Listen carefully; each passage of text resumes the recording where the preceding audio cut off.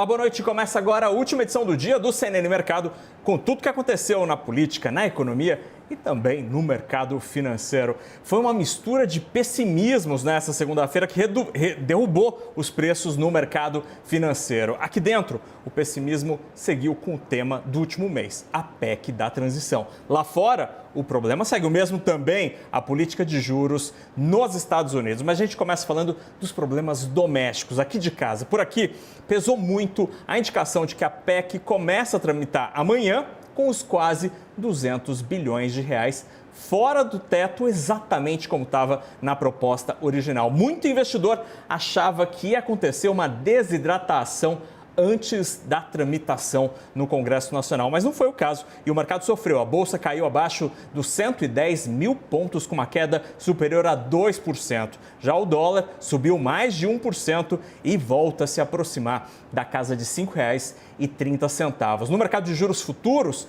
uma parte nada desprezível do mercado está muito pessimista com as contas públicas em 2023 e por isso esse pessoal trabalha com a hipótese de alta do juro no ano que vem. Nesse cenário, boa parte dos vencimentos de juros futuros terminou a segunda-feira em alta. A única alteração na PEC foi o prazo. O texto original estava com a proposta de tirar o Bolsa Família para sempre do teto de gastos. Mas o relator do orçamento, o senador Marcelo Castro, diz que a tramitação começa com esse prazo limitado a 2 anos. Essa tramitação começa amanhã às 9h30 da manhã, quando a Comissão de Constituição e Justiça do Senado se reúne para a primeira reunião, onde vai acontecer o debate sobre este texto. O senador Alexandre Silveira, do PSD de Minas, vai ser o relator do texto. Sobre isso, a gente ouviu o Sérgio Vale, comentarista de economia da CNN. Para ele, desde que o valor final da proposta seja reduzido, as negociações em torno da PEC da transição não devem afetar a capacidade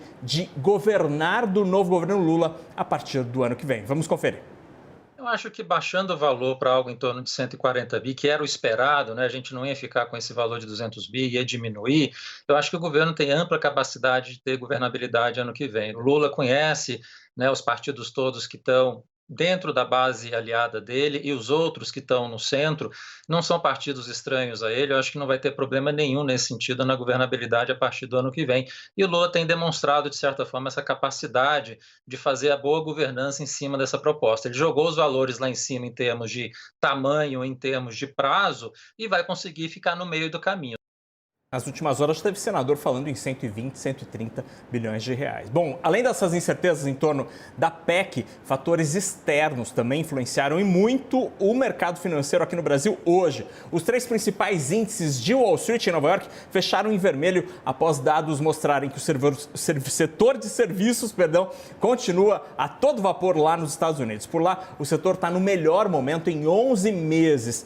Isso afeta as expectativas com relação à taxa de juro. Além disso, as ações da fabricante de veículos Tesla caíram depois que a empresa divulgou planos de cortar a produção de dezembro do modelo Y lá na fábrica que eles têm em Xangai, na China, em mais de 20%.